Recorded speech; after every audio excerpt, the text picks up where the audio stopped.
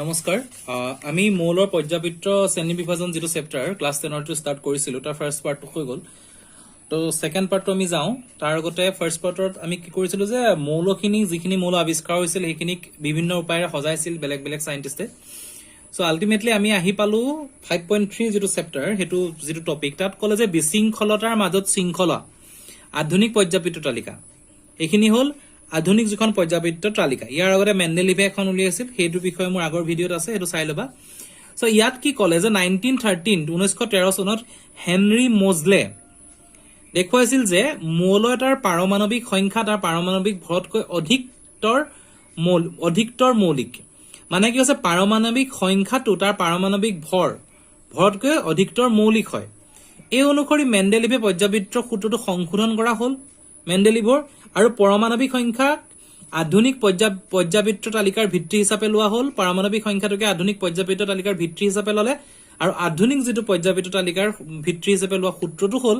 যে মৌলসমূহৰ ধৰ্ম হিহতৰ পাৰমাণৱিক সংখ্যাৰ পৰ্যায়ক্ৰমে সলনি হয় কিয় সলনি হয় কাৰণ এই যোনজন সাইন্টিষ্ট এটা বস্তু দেখিলে যে বস্তুটোৰ ভৰটো যেটো সংশোধন কৰিলে যে পাৰমাণৱিক সংখ্যাটো পাৰমাণৱিক ভৰতকৈ অধিকতৰ মৌলিক হয় গতিকে তেওঁ হেতু কৰি পাৰমাণৱিক সংখ্যালৈ আহিলে সংখ্যাটো এটো পালে যে মৌলবোৰৰ ধৰ্ম হিহতৰ পাৰমাণৱিক সংখ্যা পৰ্যায়ক্ৰমে সলনি হয় পাৰমাণৱিক সংখ্যাই পৰমাণু এটাৰ নিউক্লিয়াছত থকা প্ৰটনৰ সংখ্যাক বুজায় পৰমাণুটোৰ যেটো নিউক্লিয়াছ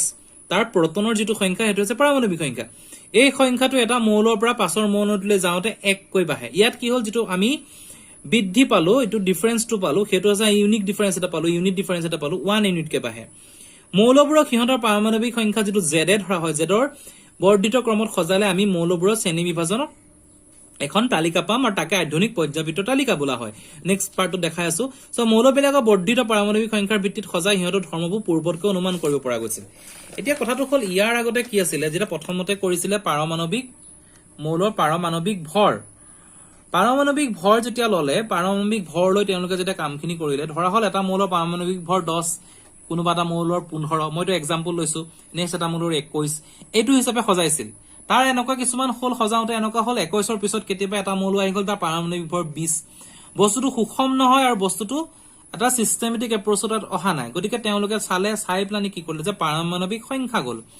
পাৰমাণৱিক সংখ্যাবোৰৰ ডিফাৰেন্সটো 1 ইউনিট বুলি পালে মানে প্ৰথমটো যদি পাৰমাণৱিক সংখ্যা 1 দ্বিতীয়টো 2 তাৰ পিছতো 3 তাৰ পিছতো 4 যেটো কাৰণে আমাৰ গুটে সিস্টেমেটিক্যালি মৌলখিনি সজাবলৈ সুবিধা হ'ল আৰু মৌলৰ পাৰমাণৱিক সংখ্যাৰ ওপৰত ডিপেন্ড কৰি সংখ্যাৰ ওপৰত নিৰ্ভৰ কৰি সিহঁতৰ পাৰমাণৱিক যেটো ধৰ্মবোৰ আৱিষ্কাৰ কৰিলে হেখনে হ'ল আধুনিক পৰ্যাবৃত্ত তালিকা এতিয়া মই আধুনিক পৰ্যাবৃত্ত তালিকাখন দেখাইছো যেটো তোমালোকৰ কিতাপত আছে তোমালোকে চাবা ভালকে ইয়াত কি হ'ল মই সিম্পলকে এখিনি দেখাইছো যে প্ৰথমতে আছে হাইড্ৰোজেন প্ৰথমটো হিলিয়াম হাইড্ৰোজেনৰ আগত আমি পাইছো আগত কিছুমান সাইন্টিষ্টে যেটা কৰিছিল হাইড্ৰোজেনৰ এক্সাক্ট এটা জায়গা এক্সাক্ট এটা প্লেস লবলৈ তেওঁলোকৰ অসুবিধা হৈছিল হেতু কিছুমান ড্ৰবেক আছিল তুমি চাই লবা আগৰ ভিডিওত আছে মোৰ দিয়া ইয়াত কি হ'ল হাইড্ৰোজেনৰ ফিক্স 1 পাৰমাণৱিক সংখ্যাটো 1 2 হাইড্ৰোজেন হিলিয়াম অলপ যিমানখিনি পৰা তোমালোকে এখিনি মেমৰাইজ কৰিব ট্ৰাই কৰিবা hydrogen helium lithium beryllium boron carbon nitrogen oxygen fluorine neon এনেকে আহে বস্তুখিনি সো 1 2 3 4 5 6 7 8 9 10 এনেকে গুটেখিনি যায় সংখ্যা ভৰ পাৰমাণৱিক ভৰটো তলত সংখ্যাটো ওপৰত আৰু ইয়াত কি হৈছে কালাৰ দেখাইছে ইয়াত যোনখিনি অধাটো নন মেটাল সেইখিনি হৈছে ইয়েলো কালাৰ দেখাইছে এখিনি হৈছে অধাটো যেটো ধাতু কল্পখিনি পিংক কালাৰত আছে এন্ড দেন তোমাৰ লাইট গ্ৰীনত যিখিনি আছে এইখিনি হল ধাতু এখিনি বৰ্গৰ সংখ্যা বৰ্গ পৰ্যায় আগৰ ভিডিওত আছে চাবা বৰ্গ কোনটোকৈ পৰ্যায় কোনটোকৈ সো এওঁলোকৰ সেই বৰ্গটো প্ৰতিটো বৰ্গৰ এগেইনষ্টত এটা কলম আহে আৰু এফালে এটা ৰ গৈছে আৰু তাৰ তলত তেওঁলোকে এডিশনালি এখন টেবুল আছে সেইখনক কোৱা আছে লেন্থানয়েড আৰু এক্টিনয়েড বুলি কোৱা হয় ইয়াৰো কিছুমান ভ্যালু আছে গতিকে ডিটেইলছ খিনি তোমালোকে এই হেৰিখন টেবুলখন চালে গম পাবা প্ৰতিটো সিম্পলৰ এগেইনষ্টত নাম আছে নামখিনি তোমালোকে চাবা গতিকে এই গুটেই যিখন মডাৰ্ণ আমি পৰ্যাবৃত্ত তালিকা পালো সেইখনৰ ওপৰত ডিপেন্ড কৰি আমি আধুনিক যুগত বৰ্তমান যুগত মৌল আৰু যিখিনি ধাতু অধাতু সেইখিনিৰ আমি ষ্টাডি কৰো গতিকে এইখিনি এই পৰ্যাবৃত্ত তালিকাখনৰ পৰা আৰম্ভ কৰি আমি পাওঁ যে আধুনিক পৰ্যাবৃত্ত তালিকাত মেন্ডেলিভৰ পৰ্যাবৃত্ত তালিকাৰ তিনিটা সীমাবদ্ধতা নিৰূপণ কৰা দেখা পাওঁ আধুনিক পৰ্যাবৃত্ত তালিকা মৌলৰ তাৰ স্থান নিৰ্ণয় ভিত্তি কি তাক অলৰেডি আমি বুজি পালা হাইড্ৰোজেনৰ যেটো বিসংগতি আছিল হেতু ইয়াত সমাধান হ'ল এটা নেক্সট আমি কি হ'ল যে আধুনিক পৰ্যায়পিত তালিকাৰ মৌলবোৰৰ স্থান আধুনিক পৰ্যায়পিত তালিকাখনত 18টা স্তম্ভ বৰ্গ আছে 7টা অনুভূতিমূলক শাৰী আছে অনুভূমিক শাৰী আছে এইবোৰক ক্ৰমে বৰ্গ আৰু পৰ্যায় বোলে ইয়াত 18টা আৰু 7টা আছে 18টা আছে এনেকে এনেকে এনেকে আৰু 7টা আছে এনেকে বৰ্গ আৰু পৰ্যায় বুলি কোৱা হয় এইবোৰক কি নিৰ্ধাৰণ কৰে এটা কথাটো হ'ল যে এই মৌলকেইটাত তোমালোকে একে সংখ্যক যোজক ইলেক্ট্ৰন থকা দেখা পাবা এতিয়া যিখিনি মৌলখিনি আছে মৌলখিনি একে সংখ্যক যোজক ইলেক্ট্ৰন দেখা পাবা একেদৰে তোমালোকে যিকোনো বৰ্গৰ এটা মৌলৰ একোটা সংখ্যাৰ যোজক ইলেক্ট্ৰন দেখিবা উদাহৰণ কি লৈছে যে বৰ্গ 17ত ফ্লোৰিন আৰু ক্লোৰিন থাকে ফ্লোৰিন আৰু ক্লোৰিনৰ বহিতম কক্ষত আত্মচলৰ কিমানটা ইলেক্ট্ৰন থাকে এইবোৰ আমি এতিয়া ডিসকাশন কৰিম এতিয়া আমি তেওঁলোকে কোড গুছি গল 17 উদাহৰণস্বৰূপে বৰ্গ 17 নম্বৰ বৰ্গটোত আমি এতিয়া যাম 17 নম্বৰ বৰ্গটোৰ কথা ক'লে ফ্লোৰিনৰ কথা ক'লে ক্লোৰিনৰ কথা ক'লে এটা আমি কি পালো আমি ইয়াত কি হম না 9টা আছিল পাৰমাণবিক তাৰ সংখ্যাটো গতিকে আমি সেই সংখ্যাটোৰ হিচাপে যদি আমি তেওঁলোকৰ যেটো যোজক ইলেক্ট্ৰন দেখাইছো 2:7 লাষ্টত হৈ গল এটো যদি আমি দেখাও যে তোমাৰ 2 7 7টা এইটো ক্ষেত্ৰত কিমান পাম আমি ইয়াত বাহিৰৰ কক্ষৰ ইলেক্ট্ৰন 7টা ইয়াত পালো 2 নেক্সট পালো 8 হেটো ম্যাক্সিমাম 8 থাকিব 10 হ'ল আৰু 7টা গতিকে বৰ্গৰ বাহিৰৰ কক্ষৰ এটা বৰ্গৰ বাহিৰৰ কক্ষৰ ইলেক্ট্ৰনবোৰ সমান থাকে এটা নিৰ্দিষ্ট সিস্টেমেটিক এপ্ৰোচত এই বস্তুখিনি কৰা আছে তেনেকৈ পৰ্যায়টোত এটা নিজৰ তেওঁলোকৰ উদাহৰণ আছে মই কিতাপৰ যেটো উদাহৰণ ফ্লোৰিন ক্লোৰিনটো তোমালোকক দেখালো নেক্সট হ'ল ফ্লোৰিন আৰু ক্লোৰিনে বহিতম কক্ষত কিমান থাকে আমি এটো কৰিলো এতিয়া নেক্সট পালো কি পালো যে হাইড্ৰোজেনৰ স্থিতিয়ে ইয়াটো সমস্যাৰ সৃষ্টি কৰিছে কাৰণ ই প্ৰথম পৰ্যায়ত বৰ্গ 1 বা বৰ্গ 17ৰ যিকোনো এটা ঠাইত দিব পাৰি এতিয়া কি কৈছে হাইড্ৰোজেনৰ যেটো স্থিতি আমি বৰ্গ 1টো দিব পাৰো বৰ্গ 17টো হাইড্ৰোজেনটো আমি আনিব পাৰো ইয়াতো দিব পাৰো ইয়াতো ইয়াত এটা কনফিউজনৰ আমাক সৃষ্টি কৰিলে সেই বস্তুটোৰ কথা আমি ইয়াত আকৌ এক্সপ্লেইন কৰিছে এতিয়া কথাটো হ'ল এই যিখিনি মৌল ইয়াৰ কিছুমান কাৰ্যকলাপ দিছে মন কৰা যে দ্বিতীয় পৰ্যায়ৰ যিখিনি আছে lithium beryllium boron carbon nitrogen oxygen fluorine neon এই মৌলকেইটাৰ ইলেক্ট্ৰনিক বিন্যাস তোমালোকে কৰি চাবা কিবা যদি নোৱাৰা মোক কমেন্ট কৰি দিবা মই কৰি দিম সো এইখিনি বস্তু তোমালোকে 2:8 এনেকে হেতু হেই হিচাপে যেটো তোমালোকে KLM সেল থাকে সেইখিনি পাইছা গতিকে সেইখিনি কৰিব লাগিব সো এই মৌলকেইটাৰে একে সংখ্যক যোজক ইলেক্ট্ৰন নাথাকে এহেতৰ কিন্তু যোজক ইলেক্ট্ৰনটো একে নহয় কিন্তু হিহঁতৰ একে সংখ্যক কক্ষ থাকে পৰ্যায় এটাত বাওঁফালৰ পৰা সোঁফাললৈ পাৰমাণবিক সংখ্যা 1 কৈ বাহে এটো দেখিছা যোজক ইলেক্ট্ৰনৰ সংখ্যাও 1 কৈ বাহে যোজক পাৰমাণবিক সংখ্যাও 1 কৈ বাহে যোজক ইলেক্ট্ৰনৰ সংখ্যাও 1 কৈ বাহে একে সংখ্যক এই বস্তু দেখাইছো চোৱা এটা পৰ্যায় লৈছো আমি এটো পৰ্যায় লৈছো এটা পৰ্যায় পাৰমাণবিক সংখ্যা 1 কৈ বাহিছে 19 20 21 22 আৰু তেহেতৰ যোজক ইলেক্ট্ৰনৰ সংখ্যা অবিয়াসলি 1 কৈ বাহিব এটোৰ কি হ'ব 2:8:1 2 হল 8 হল 10 হল তাপাত আকৌ 8 এটা দিলো 9 হল দেন 18 হল 18 লগত 1 আহিলে ইয়াত আকৌ 18 জায়গা 2 1ৰ জায়গা 2 হ'ব মানে ইয়াতো 1 1 কৈ বাহিব বাহিৰৰ ইলেক্ট্ৰনৰ সংখ্যাটো এই কথাটোকে ক'লে নেক্সট পালো যে একে সংখ্যক অধিকৃত কক্ষ থকা বেলেগ বেলেগ মৌলৰ পৰমাণুবোৰক একেটা পৰ্যায়ত স্থান দিয়া যায় বুলি আমি ক'ব পাৰো সো আমি কি কৈছে একে সংখ্যক অধিকৃত কক্ষ থকা বেলেগ বেলেগ মৌলৰ পৰমাণুবোৰ একেটা পৰ্যায়ত স্থান দিয়া বুলি আমি ক'ব পাৰো আধুনিক পৰ্যায়পিত তালিকাত sodium magnesium aluminium silicon phosphorus sulphur chlorine argon নক তৃতীয় পৰ্যায়ত অন্তৰ্ভুক্ত কৰা হৈছে তুমি তালিকাখন চাই যোৱা তাত গম পাবা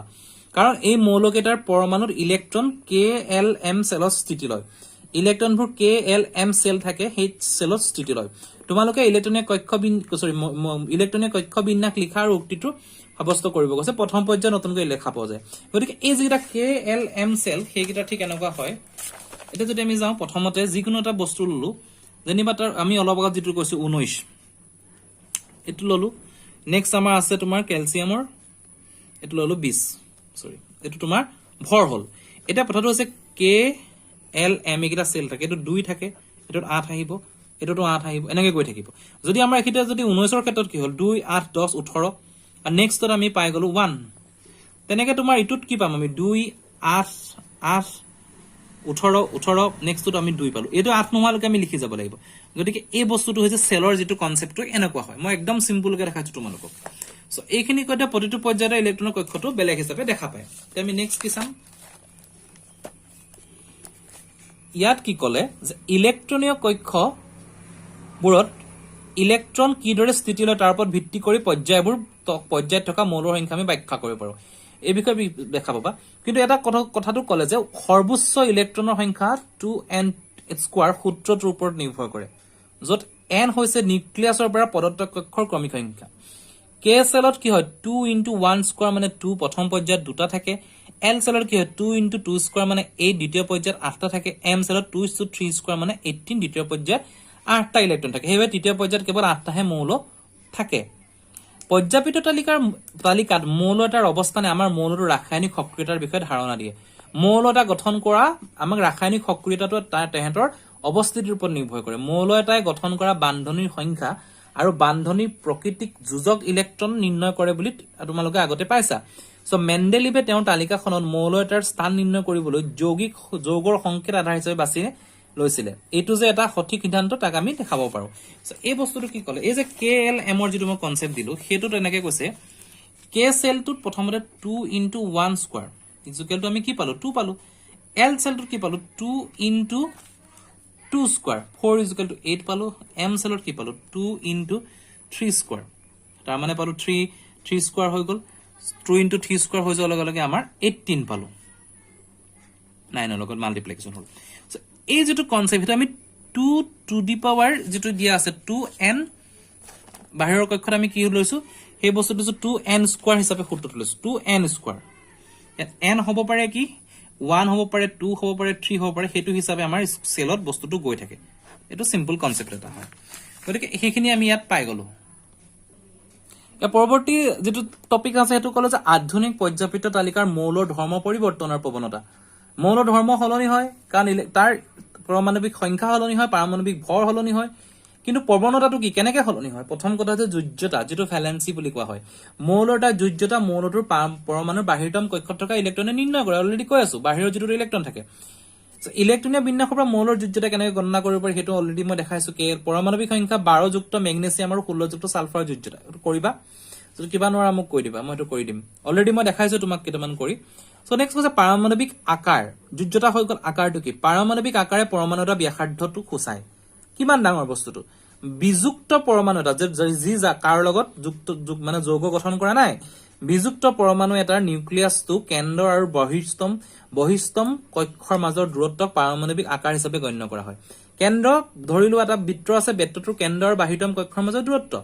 হাইড্ৰোজেন পৰমাণুৰ পাৰমাণৱিক ব্যাসাৰ্ধ 37 pm পিকোমিটাৰ 1 pm = 10 to the minus 12 m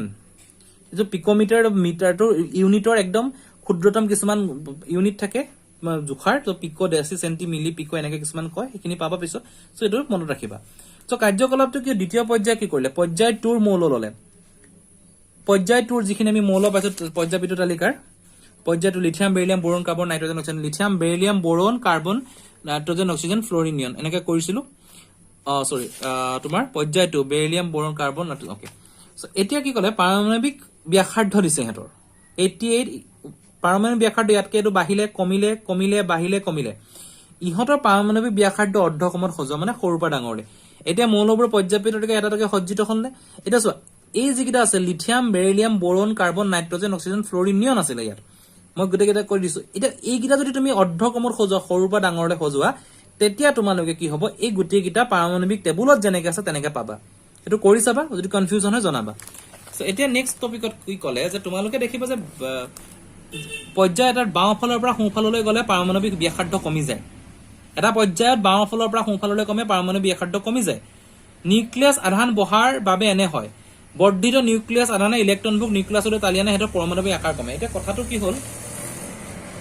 যিকোনো যদি এটা পৰ্যায় লোৱা মই এক্সাম্পল হিচাপে লৈছো এ বি সি তিনটা যদি মৌল থাকে তেহেতৰ পাৰমাণৱিক সংখ্যাটো বাঢ়িব তেহেতৰ পাৰমাণৱিক ভৰ বাঢ়িব মই জেনেৰেলাইজ ফৰ্মত কৈছো তেহেতৰ পাৰমাণৱিক ভৰ বাঢ়িব কিন্তু তেহেতৰ পাৰমাণৱিক যেটো ব্যাসাৰ্ধ যেটো পাৰমাণৱিক ব্যাসাৰ্ধটো পাৰমাণৱিক ব্যাসাৰ্ধ তেহেতৰ কমি যায় বাওঁফালৰ পৰা সোঁফাললৈ গলে পাৰমাণৱিক ব্যাসাৰ্ধ কমি যাব ব্যাসাৰ্ধ কমিব তেহেতৰ পাৰমাণৱিক ব্যাসাৰ্ধ এটো কাৰণে কমিব কাৰণ যেতিয়া তেহেতৰ নিউক্লিয়াছৰ আধানটো বাঢ়িব এহেতৰ যেটো নিউক্লিয়াছ এটা থাকে এটো আধানটো বাঢ়িব ভৰ সংখ্যাটো বাঢ়িব তেতিয়া ইহতৰ ইটোৰে হিটোৰ মাজৰ এট্ৰাকচনটো বাঢ়ি যাব যেতিয়া এট্ৰাকচনটো বাঢ়ি যাব তেহেতি ওচৰ চাপি আহিব বস্তুটো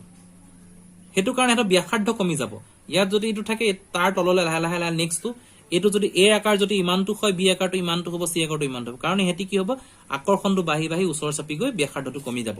সেই কথাটোকে ইয়াত কৈছে যে তোমালোকে দেখিবা যে বৰ্গ এটা তললৈ গ'লে পাৰমাণৱিক আকাৰ বাঢ়ে বৰ্গটো তললৈ গ'লে পাৰমাণৱিক আকাৰ কি কাৰণে বাঢ়ে বৰ্গটোত এইটো কাৰণে বাঢ়িব কাৰণ বৰ্গটাত যদি তুমি যোৱা তললৈ পাৰমাণৱিক আকাৰটো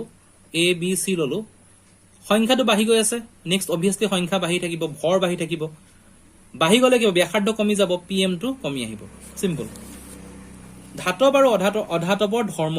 মানে মেটালিক আৰু নন মেটালিকৰ যেটো প্ৰপাৰ্টি কৈছে তাত আমি অলৰেডি দেখাইছো ডায়াগ্ৰামত আছে সো পৰ্যাপিত তালিকা সোডিয়াম মেগনেছিয়ামৰ ধাতু কেইটাৰ বাওঁফালে আৰু সালফাৰ আৰু ক্লোৰিনৰ কেইটাৰ ধাতু কেইটাক বাওঁফালে আৰু সালফাৰ ক্লোৰিনৰ দৰে অধাতু কেইটা সোঁফালে ৰাখিছে বাওঁফালে ধাতু আছে সোঁফালে অধাতু আছে আৰু মাজতে সিলিকন থাকে ইয়াক অৰ্ধ ধাতু বা সেমি মেটাল বা ধাতু কল্প বুলি কোৱা হয় শ্ৰেণী বিভাজনত ৰাখা হৈছে কাৰণ এই ধাতু আৰু অধাতু উভয় ধৰ্ম প্ৰকাশ কৰে সো আধুনিক পৰ্যাপিত তালিকাৰ একা বেকা জিগজেগ ৰেখা কেডাল এটাই ধাতুবোৰক অধাতুৰ পৰা পৃথক কৰিছে ধাতুক অধাতুৰ পৰা পৃথক কোনে কৰিছে জিগজেগ জিনডাল ৰেখা আছে যেটো পিংক কালাৰৰ আমাৰ ইয়াত ডায়াগ্ৰামত আছে সো ৰেখাডালৰ গাতে লাগি থকা মৌলক এটা যেটো বৰ্ডাৰলাইন এলিমেন্ট হেকিটো আছে boron silicon germanium arsenic antimony tellurium আৰু পলেনিয়াম ধাতুৱে অধাতুৰ ধৰ্ম দেখায় ইহঁতক ধাতু কল্প বা অধাতু বোলে অৰ্ধ ধাতু বোলে তো ইম্পৰ্টেন্ট হয় ধাতু কল্প কাক বোলে বা ধাতু কল্পৰ উদাহৰণ দিয়া আহিব পাৰে এক্সামত সো তোমালোকে অধ্যায় 3 যিখিনি বান্ধনী গঠন ইলেক্ট্ৰনীয় বিন্যাস সেইখিনি পাইছা 3 নম্বৰ চেপ্টাৰটোত মই এইখিনি পঢ়াই দিম তোমাক পিছত সো সেইখিনিৰ পৰা আৰম্ভ কৰি কি পাম আমি পৰ্যায় এটাৰ সোঁফালে ক্ৰমে যোজক ইলেক্ট্ৰনৰ ওপৰত আকৰ্ষণিক ক্ৰিয়া আৰু কাৰ্যকৰী পৰ্যায় এটাত সোঁফালে ক্ৰমান্বয়ে যোজক ইলেক্ট্ৰনৰ ওপৰত আকৰ্ষণীয় ক্ৰিয়া কৰা কাৰ্যকৰী নিউক্লিয় আধানৰ মান বাঢ়ে সোঁফালে ইলেক্ট্ৰনিক আধানৰ মান বাঢ়ে কাৰণ তেহেতৰ সেইটো ধৰ্মটো বাঢ়ি যায় সংখ্যা বাঢ়ি যায় সেইটো অলৰেডি মই কৈছো সেইবাবে ইলেক্ট্ৰন হেৰুৱাৰ প্ৰৱণতা কমি যায় যেতিয়া নিউক্লিয়াছৰ আধানৰ হেৰিটো বাঢ়ি যাব ইলেক্ট্ৰনটো হেৰুৱাৰ প্ৰৱণতাটো কমি যাব বৰ্গ এটাত তললৈ ক্ৰমান্বয়ে যোজক ইলেক্ট্ৰনৰ আকৰ্ষণিক ক্ৰিয়া কৰা বল কাৰ্যকৰী নিউক্লিয়াছৰ আধানৰ মান কমি যায় বৰ্গ এটা বস্তুটো উল্টা মানে পৰ্যায়ত যেটো হয় বৰ্গত সদায় আৰু উল্টাটো হয় কাৰণ বাহিৰতম ইলেক্ট্ৰনসমূহ নিউক্লিয়াছৰ পৰা অধিক দূৰলৈ আঁতৰি যায় সেইবাবে এনে অৱস্থাত মৌল এটা যোজক ইলেক্ট্ৰন সহজে হেৰুৱাব পাৰে গতিকে এইভাবে পৰ্যায় এটাত সোঁফালে কমে ধাতৱীয় কমে আৰু বৰ্গ এটা তললৈ বাঢ়ি যায় পৰ্যায়ত সোঁফালে ধাতৱটো কমি যায় বৰ্গত তললৈ বাঢ়ি যায় এই যে ধাতু ধৰ্মটো ধাতৱ ধৰ্ম ধাতৱ বুলি লিখিছো তাত কি কলে যে পৰ্যায় এটাত সোঁফালে ধাতৱীয় ধৰ্ম কমি যায় বৰ্গ এটা তললৈ বাঢ়ি যায় এনেকে ধাতৱটো কমি যায় এইটো পৰ্যায়ত ধাতৱীয় ধৰ্মটো এফালে বেছি এফালে কম ইয়াত এটো হৈছে তোমাৰ বৰ্গ ধাতুটো তললৈ বাঢ়ি যায় সেইটোকে কৈছে যে বৰ্গটা তললৈ বাঢ়ি যায় আনহাতে অধাতুবোৰ বিপৰীত অধাতুটো মই যেটো কলো তাৰ উল্টাটো হ'ব পৰ্যায়ত কমি যাব আৰু পৰ্যায়ত বাঢ়ি যাব বৰ্গত কমি যাব বিদ্যুৎ ঋণাত্মক ধাৰণাই দেখুৱায় যে অধাতুবোৰ পৰ্যাপিত তালিকাৰ সোঁফালে তালিকাৰ ওপৰৰ ফালে থাকে এই ধৰণৰ ধাৰণাই মৌলৰ গঠন কৰা অক্সাইডসমূহৰ প্ৰকৃতি পূৰ্বানুমান কৰাটো সম্ভৱপৰ হৈছে গতিকে আমি ধাতু অধাতু ক্ষাৰক সেইখিনিৰ ওপৰত বেলেগ চেপ্টাৰ আছে সেইখিনি মই পঢ়াম গতিকে পৰ্যাপিত তালিকাৰ মেইন টপিকটো এইখিনি তোমালোকে মেইনলি ধাতু অধাতু আৰু ধাতু কল্পটো চাবা ইয়াৰ কেনেকে কে এল এম সেল থাকে ইয়াৰ অলপমান এলিমেন্ট মুখস্থ কৰিব চাবা তেতিয়া সুবিধা হ'ব নেক্সট আৰু তোমাৰ মেণ্ডেলৰ যিখিনি ড্ৰবেক যেটো সীমাবদ্ধতা আৰু নতুন যোনজন আহি পেলাই আধুনিক পৰ্যাপিত তালিকা কৰিলে তেওঁ সেইখিনি কেনেকে সলভ কৰিলে এণ্ড দেন তোমাৰ আগৰ যোনে আৰম্ভ কৰিছিল এইখিনি পৰ্যাপিত তালিকাত কিমানটা মৌললৈ কৰিছিল তাৰ কি ড্ৰবেক আৰু তাৰ কি প্লাছ পইণ্ট গোটেইখিনি চাবা যদি কিবা নোৱাৰা মোক সুধিবা মই ভিডিঅ' কৰি দিম থেংক ইউ